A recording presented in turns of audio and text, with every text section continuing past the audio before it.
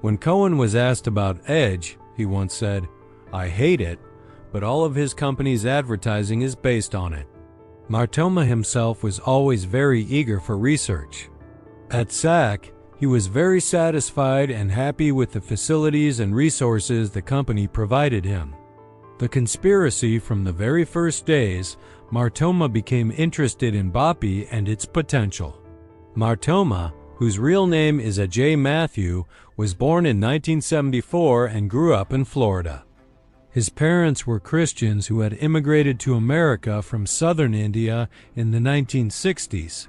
His father was a strict, harsh man with a pointed nose and a trimmed mustache. Now his dream was for his eldest son to one day go to Harvard. Gilman himself later said that this period was one of intellectual seduction. Martoma had arranged to meet him at the company S office and had said that he only wanted the two of them to be present. The meeting was around lunchtime. When Gilman arrived, he saw a row of sandwiches prepared for lunch.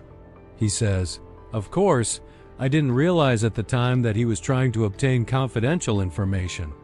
At first, I gave theoretical answers, but then he insisted so much and put so much pressure that the information slipped out, and what happened, happened."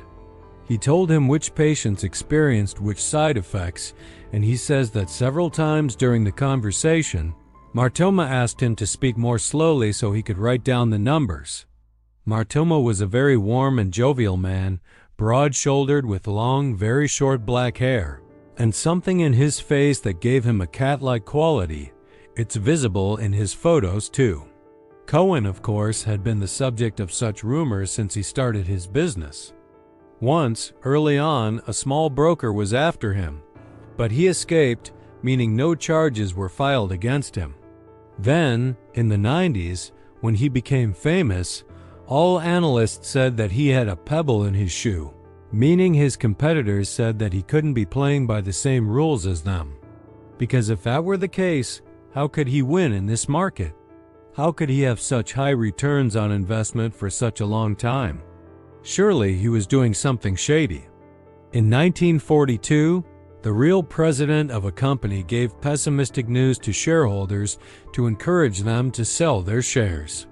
Then he bought their shares at a low price, and what he knew and others didn't was that the company's income would quadruple next year. That is, he had an edge, a trump card. After that, this act was called insider trading and was prohibited. However, for a decade after that, there was still debate about whether this